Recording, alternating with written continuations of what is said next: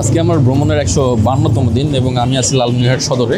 আসলে সত্য প্রবাহের মতো চলতেছে ভাই, প্রচণ্ড ঠান্ডা। গতকালকে সৈকত ভাইয়ের বাসায় ছিলাম অ্যান্ড ভাইয়ের বাইকে করে এখন বের হয়েছি আমি। হ্যাঁ, এই চার্চ অফ গড উচ্চ বিদ্যালয়, আচ্ছা স্যার, বাট সবাই পরিচিত, সবার কাছে পরিচিত মিশন স্কুল না। চার্চ